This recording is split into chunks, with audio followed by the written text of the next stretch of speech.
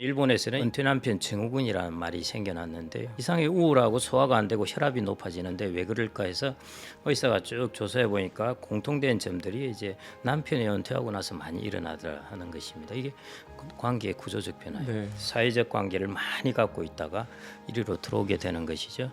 그래서 이제 제일 중요한 것이 사실은 이제 은퇴하고 나면은 찐 관계가 이제 중요한 것으로 돌아오는 것입니다. 이제 부부의 관계, 그다음에 자녀와의 관계, 이 관계로 돌아오는 것이죠. 그래서 여기서 이제 새로이 관계 설정을 해야 됩니다.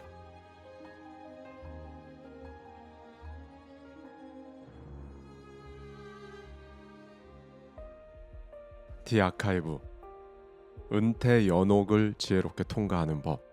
진행 하와이 대저택. 출연 김경록 옵투스 자산운용 고문. 은퇴 연옥 저자. 은퇴 연옥 끝이 아닌 정화의 시간. 나를 통과하는 자는 모든 희망을 버려라. 단테 신곡. 지옥문에 새겨진 문구. 많은 사람들이 은퇴를 은퇴 지옥이라 부릅니다. 탈출구가 없고 고통이 끝날이라는 희망조차 갖지 못한다는 뜻이겠죠. 그런데 김경록 저자는 다른 단어를 꺼냅니다. 연옥, 라틴어로 정화하다, 씻어내다 라는 뜻입니다. 지옥과 달리 연옥에는 희망이 남아 있습니다. 60대 이후의 시간은 일종의 정화의 기간인 건 아닐까요?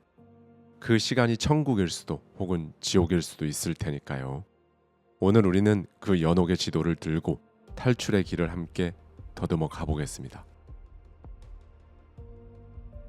네, 고모님 이렇게 또 다시 한번 또 찾아주셔서 감사드립니다. 감사합니다. 초청해 주셔서 감사합니다. 고모님의 따끈따끈한 신간 은퇴 연옥이 이렇게 출간됐습니다. 일단 제목부터 너무 시선을 사로잡았는데요. 은퇴 연옥, 은퇴 지옥 대신에 연옥이라는 단어를 쓰셨잖아요. 이 제목을 은퇴 연옥이라고 이렇게 정하신 이유가 뭘까요? 은퇴 지옥이라는 말을 우리가 많이 쓰고 있는데요. 일단 그 단어가 너무 싫어서 그랬고요. 단테 신곡에 따르자면은 지옥과 연옥의 큰 차이가 한 곳은 희망이 없는 곳이고 한 곳은 희망이 있는 곳입니다. 그런 의미에서 우리의 윗선배 세대는 이제 은퇴 생활이라는 게 참 어려운 환경이었지만요. 지금 베이비 부모들은 이제 완전히 다릅니다.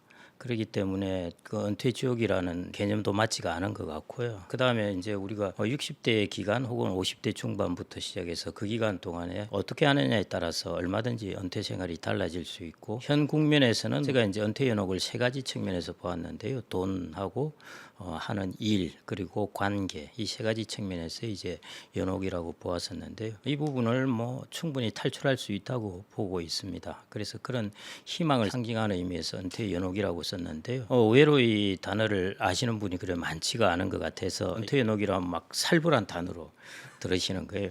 그렇지는 않습니다. 우리나라 은퇴자가 다른 선진국들의 은퇴자들에 비해서 유독 가혹한 환경에 놓여 있다고 책에서도 진단을 해주셨습니다. 분명히 같은 나이대에 비슷하게 은퇴를 했는데 누군가는 천국에 있고 누군가는 은퇴 지옥에 있고, 그 차이를 만든 결정적인 변수는 뭘까요? 제가 이제 지금은 이제 베이비 부모들이나 이런 사람들이 은퇴하면서 차이가 많이 나는 것 중에 상당 부분은 내가 어디에 있었느냐가 그 부분을 결정했을 것입니다. 예를 들어 우리나라가 1997년에 IMF 외환위기를 맞았고요. 그다음에 2000년, 2001년 이때 보면은 코스닥이 폭락을 하고 나스닥이 폭락을 하는데 주가의 폭락만 이야기하는데 왜 주가가 폭락을 했냐면은 그 당시를 전후해서 산업이 크게 IT 산업으로 전환되기 시작합니다. 그다음에 이제 2008년에 또 글로벌 금융위기, 한참 경제가 좋다가 이제 급속하게 거꾸로지는 그런 위기를 맞게 됩니다. 이런 상황에서 내가 어디에 있었느냐가 상당 부분 결정했을 겁니다. 제 주변의 사람들도 예를 들어 성실하고 열심히 했는데 IMF 외환위기 때 한번 충격을 받고 거기서 헤어나기 어려우신 분도 있는 것이고요. 그다음에 나는 열심히 했는데 내 산업이 중후장대형 산업이라서 거기서 경쟁에서 자꾸 뒤처지게 된 분들, 이런 분들이 일단은 저는 꽤 많지 않을까 싶고요. 그다음에 이제 개인적으로 이제 대처하는 부분 같은 경우에는 직장에서 이제 좀 빨리 퇴직을 한 것이 제일 큰 영향입니다. 주된 직장에서 한 60세까지 있었다면은 사실은 큰 문제가 없어요. 근데 50대 초반에 나왔다든지 그 정도 같으면은 재취업을 하더라도 소득이 많이 떨어지게 되거든요.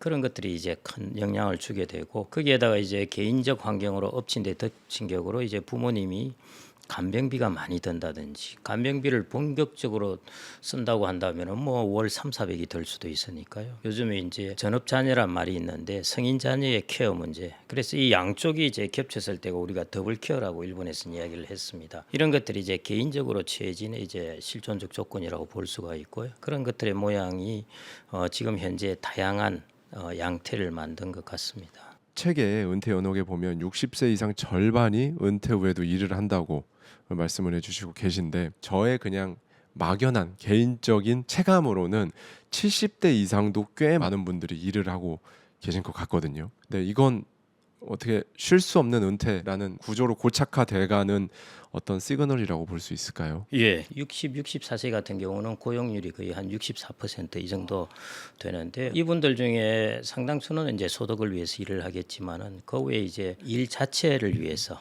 일해서 하시는 분이 있는데요.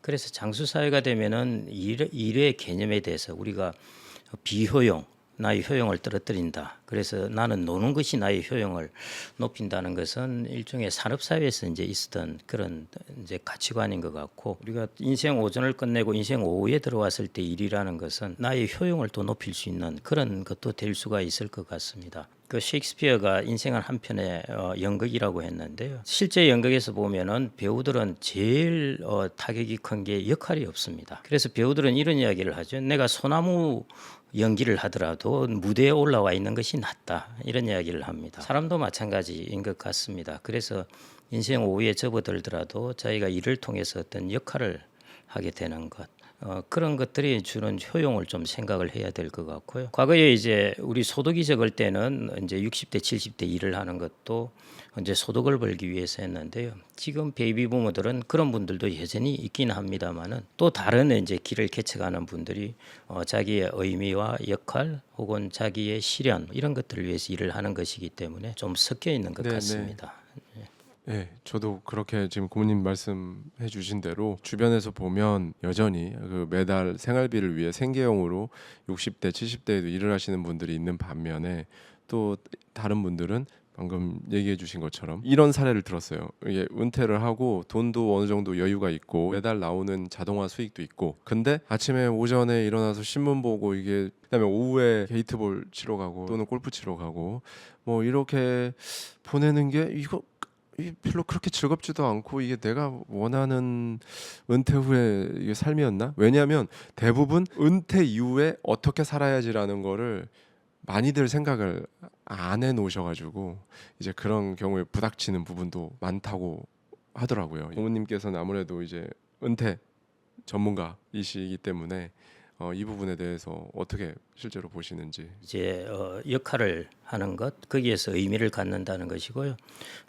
여기에 관해서 제가 이렇게 100마디 말씀드리는 것보다 정말 제가 그걸 이제 아주 감동 깊게 읽었던 책이 생텍쥐페리가 쓴 인간의 대지라는 책이 있습니다. 예, 그 책에 보면은 사회에서의 자기의 역할, 책임 여기에서 의미를 찾고 이게 삶의 본질이다 이런 이야기를 쭉 해놨습니다. 그게 조종사의 삶을 통해서 그 이야기를 해놨는데요. 언제 생텍쥐페리의 동료 중에 한 명이 기요메라고 있었습니다. 그 안데스 산맥을 넘다가 거의 6,000m 상공이고 하니까요. 그 추락하면 죽는 겁니다. 그 완전히 춥기 때문에요. 그런데 이 사람은 안 그래도 자기는 이제 추락은 했는데 살기는 했는데 현재 이 추위에 걸어가다가 눈 속에 탁 엎어지면서 여기서 정말 편안함을 느끼면서 죽어버리고 싶다. 눈만 감으면은 이제 나한테는 편안한 죽음이다 생각했는데 갑자기 눈이 번쩍 뜨였습니다. 그 이유가 내가 여기서 파묻혀 죽으면은 내 아내가 내 시체를 발견하지 못하면 실종 신고한 뒤 5년이 넘어야 사망 처리가 되기 때문에 보험금을 5년 뒤에 받을 텐데 그때 동안 내 아내는 어떻게 해야 되나? 내 사체가 그래도 보이기라도 해야지 바위 위에서 죽어야 되겠다 하면서 벌떡 일어나서 걷기 시작한 게 4월 동안 걸어서 살아나게 된 것입니다. 그게 이제 자기가 어떤 가정에 대한 책임 이런 것들이 삶의 동력이 된다는 것이죠. 삶의 동력이 있어야 사람이 이제 조금 생동감 있게 움직이는데요. 그래서 인간의 대지에서는 그 삶의 동력을 가정에서 사회에서 그리고 국가에서 이런 것들에서 가지는 자기의 역할과 책임이 삶의 동력이라는 이야기를 해놨습니다. 제가 그때 이제 그걸 읽었을 때 참 어린 왕자보다 이 책이 훨씬 좋다 뭐 이러면서 제가 읽었던 기억이 있는데요. 그래서 인생 오후에는 특히 이제 저는 그렇지 않나 싶습니다. 인생 오후의 페르소나, 아레테, 관계. 인간은 자신이 될 수 있는 것이 되지 않을 때 불행해진다. 에이브럼 메슬로우. 인생 오후는 1에서 0으로 변하는 상실의 시기입니다. 어떤 이는 고독에 갇혀 우울증에 빠지고 어떤 이는 분노를 폭주시키며 폭주 노인이 됩니다. 이 급격한 변화를 어떻게 연착륙시킬까? 저자는 세 글자의 답을 내놓습니다. PAR, 페르소나, 아레테, 관계. 골프의 파가 기준 타수이듯 파는 인생 오후를 무너지지 않게 지켜주는 기준선입니다. 책에 고모님 그 PAR이라는 개념이 등장을 하는데요. 페르소나, 아레테, 관계. 먼저 페르소나에 대해서 한번 보겠습니다. 은퇴 전 페르소나를 진짜 그걸 손에 꼭 쥐고 죽어도 못 벗는 사람이 많죠. 은퇴하기 전 페르소나를 어떻게 다시 디자인을 하고 어떻게 하면 좋을지 한번 말씀해 주시면 좋을 것 같습니다. 예.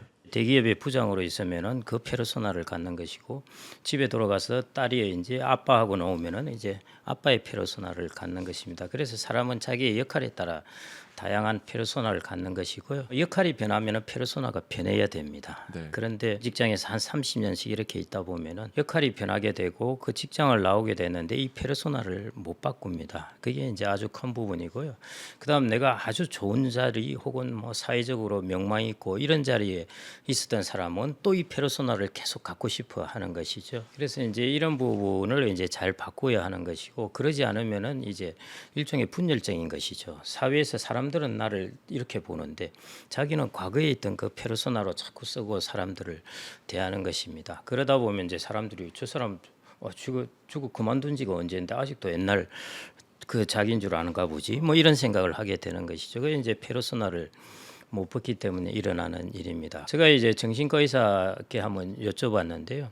사람들이 페르소나를 막 자주 바꾸고 하면 좀 간사하지 않느냐, 어떤 사람이 낫느냐 했더니요. 노후에 정신 건강이 좋은 사람들은 페르소나를 잘 바꾸는 사람이라고 그럽니다. 그래서 노후의 우울함이나 고독함이나 이런 것들에 빠지는 사람들의 부류들을 보면은 과거의 영화를 생각하는 것이죠. 페르소나를 못 바꾸는 것입니다. 불교에는 이제 인연이라는 이야기를 하는데요. 우리가 어떤 인연이 달라지면은 나도 달라져야 되는 것입니다. 원인이 있으면 결과가 달라지듯이요. 내 인생 전반에 나의 인연이 있었으면 이게 인생 오후에 달라지면은 나도 이제 거기에 따라서 달라져야 되는 것이죠. 그게 이제 페르소나라고 할 수가 있겠습니다.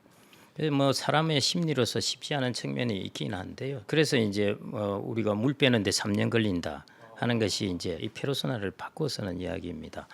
그걸 잘 바꿔 쓴 사람의 이제 영화로 나온 것이 인터넷에 나온 로버트 드니로입니다. 나이가 70세이고 부사장을 지냈는데 30대 CEO하고 지내면서 자기의 문화를 지켜나가요. 그건 뭐냐면은 다들 자유로운 복장을 입고 있는데 자기는 넥타이를 메고 정장을 탁 매면서 자기 세대의 문화를 지켜나가면서 페르소나를 바꾸고 적응을 하는 것입니다. 그게 저는 이제 가장 저는 좋은 모습이었다고 보아지는데요. 자기의 문화조차 막 바꾸려고 노력하는 사람도 있는데 뭐 그럴 수도 있겠습니다만 로버트 데니로는 그 자기 세대의 디그니티를 가지면서 그러면서 페르소나를 바꾸어서 적응하는 것 그게 저는 참 인상 깊게 보았습니다. 고모님 그 평범한 직장인이 내 아레테가 무엇인지 모르겠다. 다수가 이렇게 느낀단 말이죠. 이걸 어떻게 어디서부터 찾아야 할지 61세 2세의 정년을 1, 2년 앞두고 임금 피크제 들어가서 이제 임금이 좀 다운되면서 이때 아레테를 발견하는 것도 가능할까요? 물론이죠. 만일 60세 정도, 뭐 50대 중반, 60세 정도에도 아레테를 발견하지 못한 사람은 잘 없을 거라고 봅니다. 다 용기가 없을 따름이죠. 자기가 어떤 부분에 강점이 있고 무엇을 잘하고 무엇을 하고 싶어하고 하는 것은 이제 그쯤 되면 알 거고요. 그리고 직장 생활을 이렇게 한 30년 하다 보면은 자기의 아레테가 있는 쪽으로 직장이 발령나고 그걸로 또 슬슬슬 변해 갔을 겁니다. 그래서 저도 이제 그렇게 슬슬슬 변해 왔으니까요. 가만 지나고 나서 보니까 결국 제 아레테가 있는 쪽으로 이제 움직여 왔던 것입니다. 그래서 이제 그거는 저는 아마 찾으실 수 있을 것 같고요. 다만 내가 이것을 하는 용기입니다. 정말 이게 뭐 돈이 안 벌릴 수도 있고 그러는데 제가 여기 이제 아레테라고 썼던 것은 하는 일에 관한 것인데 돈을 벌기 위해서 하는 일도 있고 그다음 내가 건강하고 좋은 관계를 맺고 내가 의미를 찾고 찾고 역할을 찾기 위해서 하는 그런 일도 있는데요. 제가 그거보다 조금 더 깊이 들어간 것이 아레테입니다. 그래서 제가 좀 더 깊은 곳에 그물을 쳐라 이런 표현을 썼는데요. 그래서 이 아레테를 실천하신 분은 10명 중에 1명 뭐 이 정도일 수 있는데 그 한 명이라도 이걸 실천하면은 참 행복한 삶이 될 수 있지 않을까 싶고요. 자기의 기질이라고 보시면 되고 자기의 탤런트라고 보시면 되겠습니다. 그걸 이제 내가 한번 펼쳐 보는 것인데요. 영어 단어 중에 이제 prosper란 단어하고 flourish란 단어가 있는데요. prosper란 단어는 물질적으로 번성하는 겁니다. 사업이 잘 되고 하와이 대주택이 번성하고 이걸 prosper라고 하는 것이고요. flourish라는 것은 단어에서 보듯이 플로라라고 이 꽃이라는 뜻입니다. 꽃을 활짝 피우다는 뜻입니다. 우리가 비슷하게 번영하다라고 표현을 하는데 영어 단어로서는 flourish는 꽃을 활짝 피우다는 것이니까 자기마다 가지고 있는 씨앗을 그 꽃의 모양으로 피우는 것을 flourish라고 그럽니다. 그래서 스무셋 모음이 쓴 소설 중에 달과 육펜스라는 게 있는데요. 그게 폴 고갱의 이야기입니다. 폴 고갱이 젊었을 땐 증권 브로커로서 프라스퍼한 삶을 살았다가 40대에 들어가서 파리에서 공부를 하면서 자기의 그림에 관한 기질을 꽃을 피운 것이죠. 그래서 플라리시한 삶을 살았습니다. 그걸 달과 육펜스라는 이제 상징이죠. 육펜스라는 것은 세속적으로 프라스퍼한 삶이고 달이라는 삶은 플라리시한 삶을 이야기를 해놓았습니다. 그래서 이제 수명이 좀 더 길어진 현대 사회에 들어와서는 좀 더 깊은 곳에 그물을 쳐서 자기의 기질이나 탤런트나 이런 것들을 꽃피우지 못한 것이 있으면 이걸 한번 이렇게 활짝 꽃피우는 것, 저는 그런 삶을 좀 살아보면 어떨까 하고요. 꽤 많은 분들이 자기의 탤런트나 이런 것들을 아레테를 발견하실 수 있을 겁니다. 그럴 때 이걸 내가 이제 용기 있게 이 길로 가느냐 안 가느냐 그 차이인 것 같은데요. 그 길을 한번 가보는 것도 장수사에서는 꽤 의미 있는 일이겠다 해서 제가 이제 아레테를 쓰게 됐습니다. 노후엔 근로보다 관계가 건강과 수명에 더 결정적이다라고 은퇴연옥 책에서 말씀을 해주고 계세요. 그런데 저도 이 부분 읽다가 되게 공감을 했는데 한국 남성들은 평생 회사 동료를 친구라 부르며 살다가 은퇴 후 진짜 관계의 빈곤을 마주한다라는 내용이 있어요. 관계의 질적, 양적 변화가 있는데 질적이란 구조의 변화라고 보시면 되겠습니다. 그 구조의 변화라고 하는 것은 일단 저희 베이비부머 세대들을 중심으로 본다면은 인생 오전에 있어서 관계는 주로 외부의 사회적 관계를 다 만들어 놓았어요. 그리고 가정에서의 관계는 여성이 자녀를 중심으로 해서 만들어 놓았습니다. 그런데 이제 퇴직을 하게 되면은 사회의 관계에서는 많이 떠나게 되고 가정의 관계로 돌아오게 됩니다. 이게 관계의 구조적 변화입니다. 이게 엄청나게 큰 부분이거든요. 일본에 이제 하야쿠라고 짧은 시가 있는데요. 거기 이런 시 내용입니다. 조용한 연못에 개구리가 한 마리 뛰어드네 퐁당. 하는 것입니다. 그게 관계의 구조적 변화입니다. 무슨 뜻이냐면은 이제 여성이 자녀를 중심으로 해서 가정에서의 관계를 갖고 있다가 자녀들이 출가를 하고 여성이 이제 혼자 조용하게 이제 좀 쉬고 있는데 남성이 여기서 이제 점프를 해서 들어오는 것입니다. 그래서 이제 이게 동심원처럼 쫙 퍼지는 것인데요. 그게 이제 관계 구조적 변화입니다. 이것 때문에 일본에서는 은퇴 남편 증후군이라는 말이 생겨났는데요. 이상하게 우울하고 소화가 안 되고 혈압이 높아지는데 왜 그럴까 해서 의사가 쭉 조사해 보니까 공통된 점들이 이제 남편이 은퇴하고 나서 많이 일어나더라 하는 것입니다. 이게 관계의 구조적 변화예요. 사회적 관계를 많이 갖고 있다가 이리로 들어오게 되는 것이죠. 그래서 이제 제일 중요한 것이 사실은 이제 은퇴하고 나면은 찐 관계가 이제 중요한 것으로 돌아오는 것입니다. 이제 부부의 관계, 그다음에 자녀와의 관계, 이 관계로 돌아오는 것이죠. 그래서 여기서 이제 새로이 관계 설정을 해야 됩니다. 그게 첫 번째 중요한 부분이고요. 그다음에 이제 두 번째 양적 관계의 변화. 젊으신 분들은 저도 그렇고 합니다. 물론 톡방이 너무 많아가지고 안 읽은 것도 엄청 많을 겁니다. 근데 이제 나이가 퇴직을 하고 좀 오래 좀 더 있으면 잘 안 날라와요 이것도. 그러다 보니까 문자 하나 넣으면 즐거워서 쿵 눌리다가 피싱에 걸리기도 하는데요. 이런 부분처럼 사회적 관계들이 확 축소가 돼요. 물론 이제 직장에 30년 이렇게 같이 있은 동료들 여전히 퇴직해도 친하기는 하죠. 하지만은 직장에 다닐 때 나의 고객과 뭐 등등 해서 많은 사회적 관계들이 엄청나게 축소가 됩니다. 이게 양적 축소입니다. 그렇게 축소되는 관계를 이제 새로이 관계를 만들어야 되는데요. 사회 활동, 뭐 사회단체 활동, 그다음에 뭐 종교 활동 이런 거일 수도 있고요. 친목 활동은 이제 친구들끼리 모이고 뭐 이런 것들로 이제 모이는데 우리나라에서는 이 친목 활동은 활발한데요. 친목 활동에 통해서 우리가 얻는 것은 정서적 안정감이에요. 그다음에 사회 활동을 통해서 얻는 것들은 나의 의미를 찾는 것입니다. 그다음에 부부의 나 이런 관계는 가정에서의 관계인 것이고요. 그래서 이런 쪽으로 관계를 이제 재설정해야 되고요. 저희들이 설문조사를 해보니까요, 어디나 남성이나 여성이나 큰 차이가 없는데 정말 친한 친구 몇 명 하면 한 5명 정도, 4명, 5명 정도 됩니다. 이런 식으로 이제 구성이 질적으로 깊어지고 양적으로는 줄어들고 관계가 재구성되고 하는 것들이 인생 5위의 관계의 변화라고 보시면 될 것 같고요. 하버드대에서 연구한 것이나 일본의 도쿄대에서 연구한 것이나 다 비슷한데요. 도쿄대에서 연구한 것은 건강을 중심으로 연구를 했고 하버드대에서 유명합니다. 하버드대의 행복에 관한 연구이지 않습니까? 추적 관찰을 뭐 90년 동안인가 해서 한 것.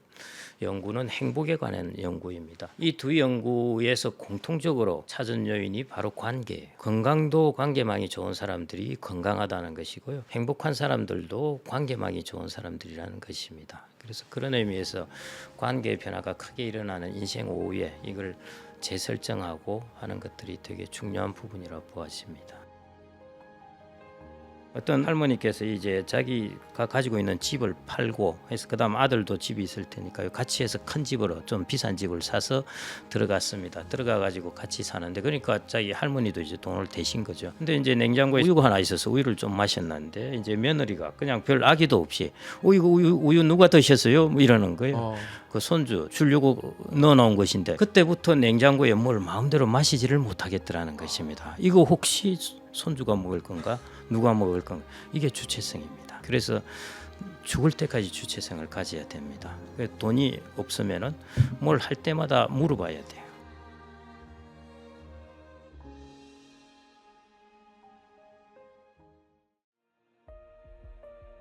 노년의 발달 그리고 돈의 문법을 바꾼다.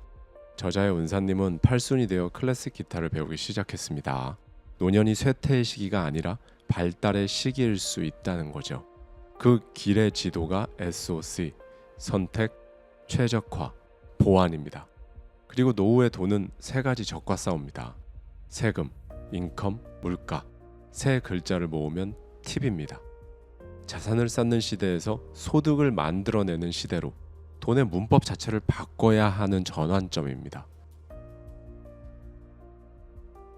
선택은 무엇을 포기할 것인가를 결정하는 일이라고 책에서 말씀을 해주셨습니다. 특히 경제적으로 자원이 빈약한 보통의 은퇴자들에게도 포기해야 할 것을 결정하는 그 선택이 가능할까요? 선택적 선택이라는 것은 이제 포기한다기보다는 자기가 여러 옵션을 놔두고 내가 이걸 할까 저걸 할까 고민하는 것이 그런 것이고 이제 인생 5위에 접어들면은 그런 선택보다는 나의 자원이 부족하기 때문에 그걸 다른 말로 하면은 나의 건강, 집중력 이런 것들이 이제 떨어지는 것이죠. 그렇기 때문에 거기에 맞추어서 나의 버릴 것을 버려야 되고 줄여야 됩니다. 노예 되면은 다 쇠퇴하기 때문에 이제 끝이라고 생각하는데 그 발달을 이어가는 방법이 SOC라는 거고 선택이라는 것이 그 중에 제일 중요한 출발점입니다. 그래서 안 할 것들은 가지를 쳐내야 된다는 것이죠. 그 루빈스타인이라는 유명한 피아니스트였는데 그 피아니스트는 거의 90세까지도 연주회를 했습니다. 방법이 뭐냐면은 젊을 때 연주하던 거에 비해서 고거의 수를 확 줄여버렸습니다. 그게 선택입니다. 버렸어요. 자기도 다른 것들을 하고 싶겠죠. 근데 체력적이나 이래 기교에 제한이 있으니까요.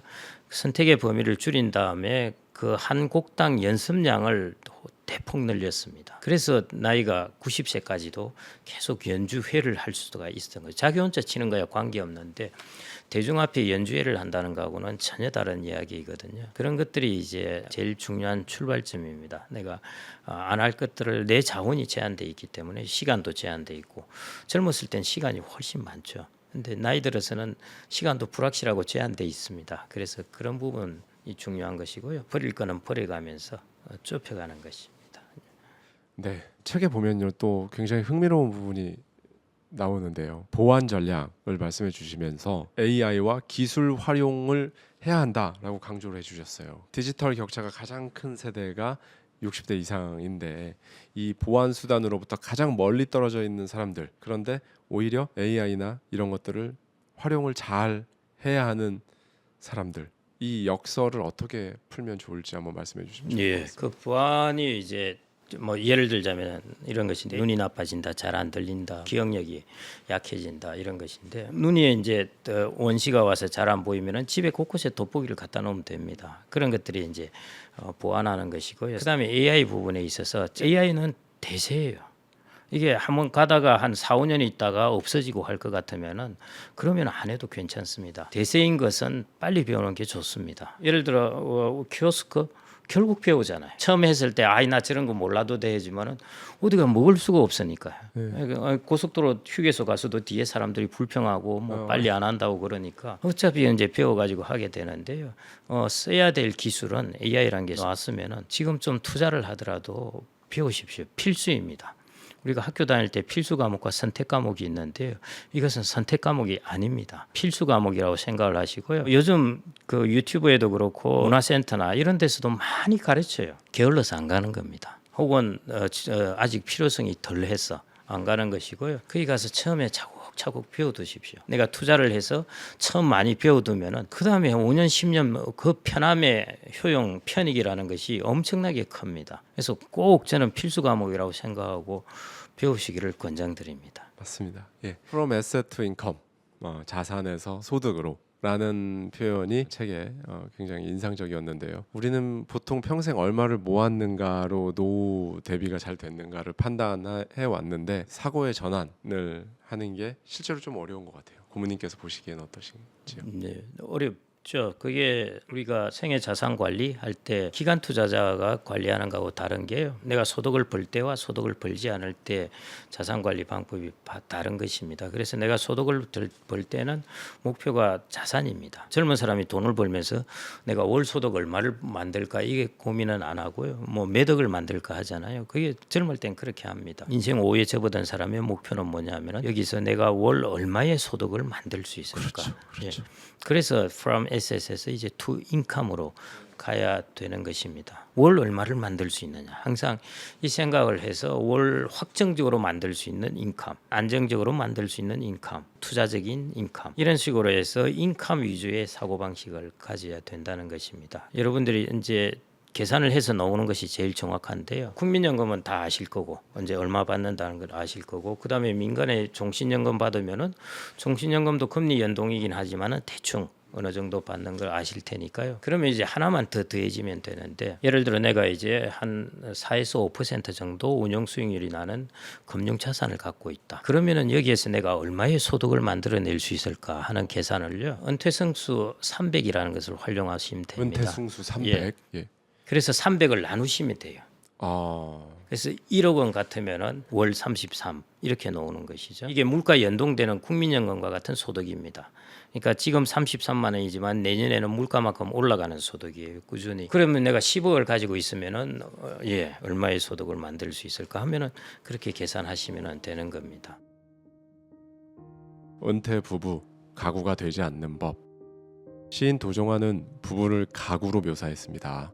깊은 정으로 살아가는 부부에게 따르는 소통의 부재, 90%의 편안함과 10%의 쓸쓸함. 막 은퇴한 부부는 환경의 급격한 변화를 경험합니다. 일본에선 이를 은퇴 남편 증후군이라 부르기까지 합니다. 이 파장을 줄이는 마지막 공력이 트리플 S 30입니다. 공간, 공감, 가사 분담.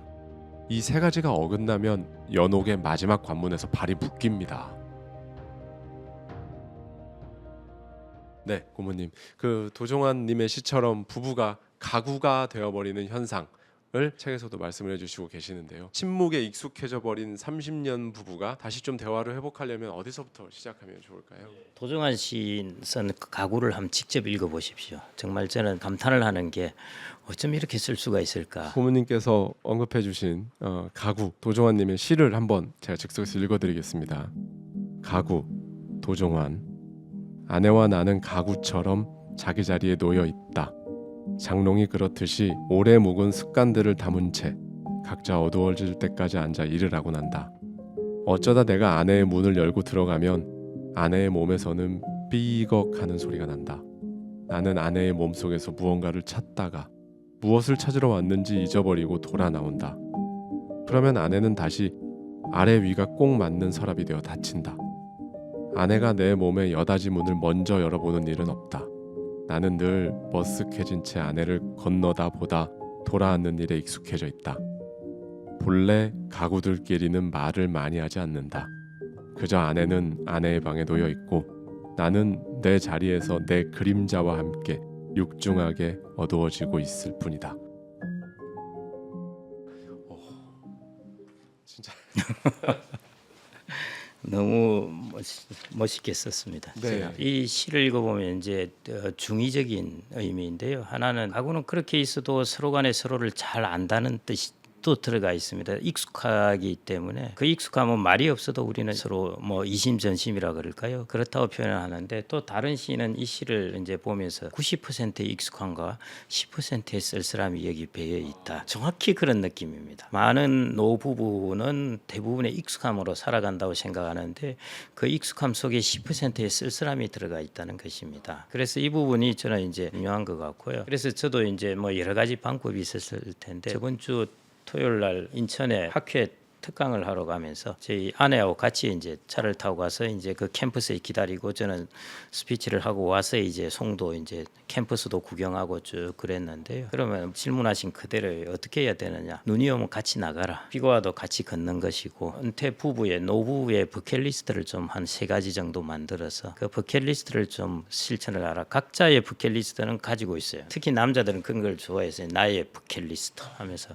갖고 있는데 여성도 있겠죠, 당연히. 그러는데 노부부의 버킷리스트는 잘 안 갖고 계세요. 그런 것들을 같이 한번 실천해 보는 것도 방법이 아닌가 싶고요. 그래서 10%의 쓸쓸함, 그 익숙함이 좋죠. 좋은 것인데 너무 익숙하다 보면은 쓸쓸함이 들어가 있을 수밖에 없습니다. 처음 만났을 때 연애할 때는 너무 좋았지만은 10년 되면은 너무 익숙하다 보니까 10%의 외로움과 허전함이 들어가 있는 것처럼요. 리노베이션을 하셔야 돼요. 네. 예.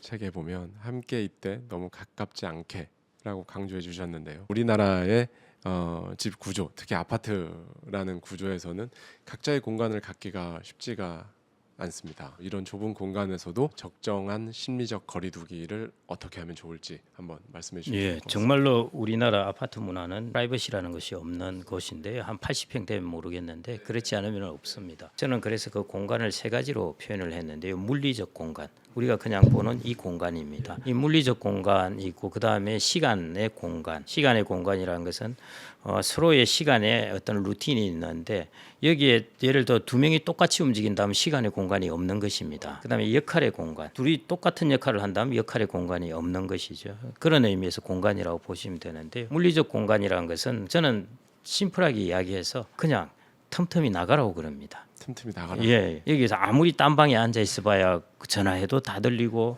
예, 어차피 조심스럽고 그렇습니다. 제 친구는 이제 교수인데요. 예.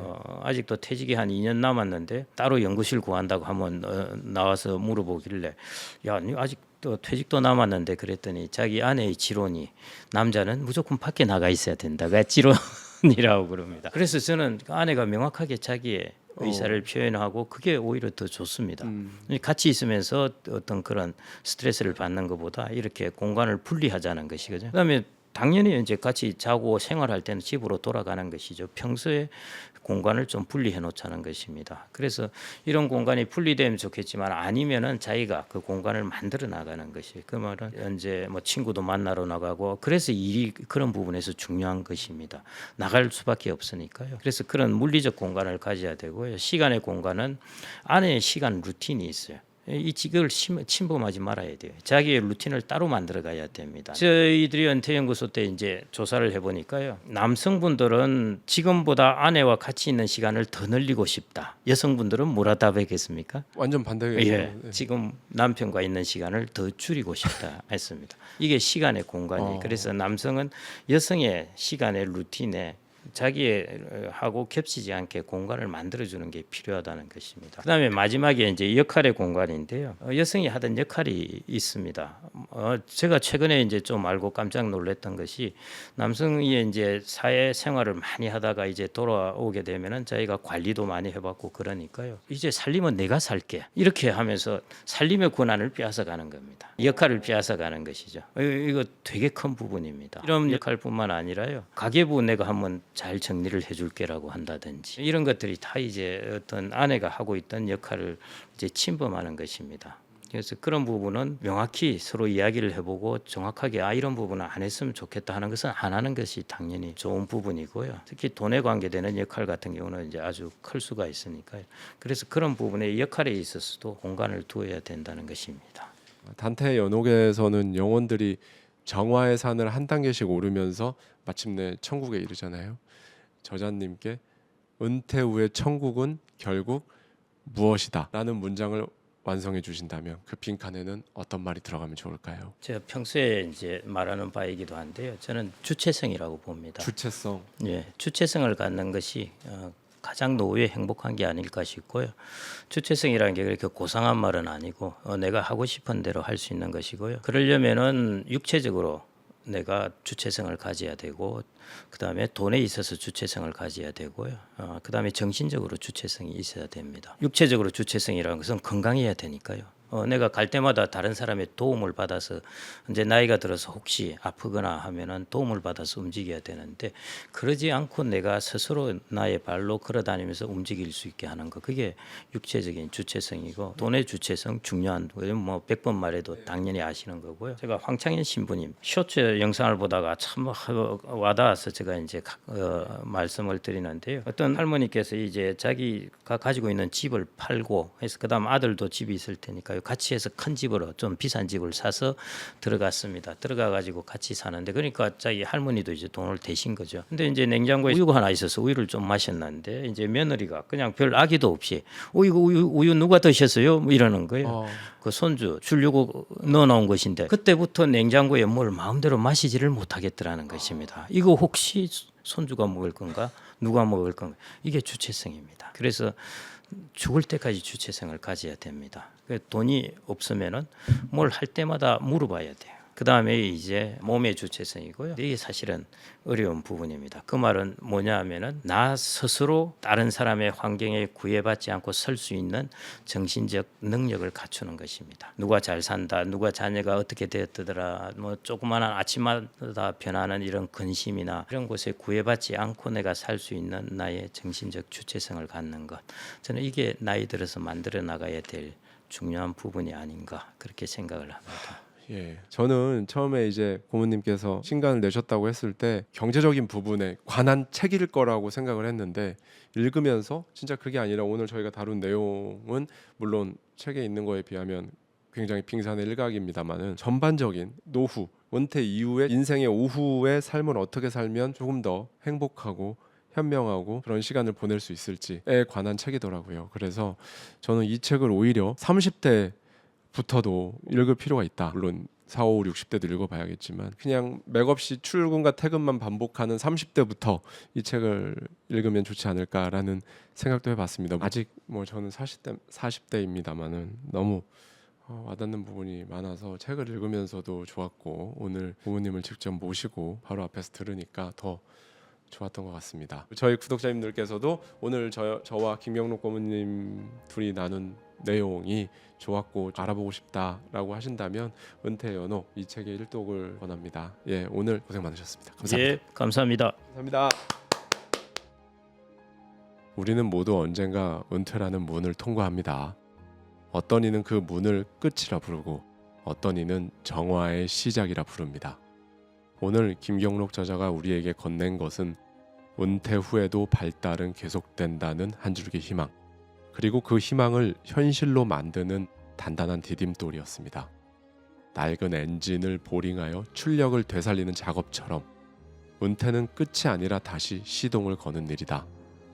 연옥은 결국 통과하기 위한 시간입니다.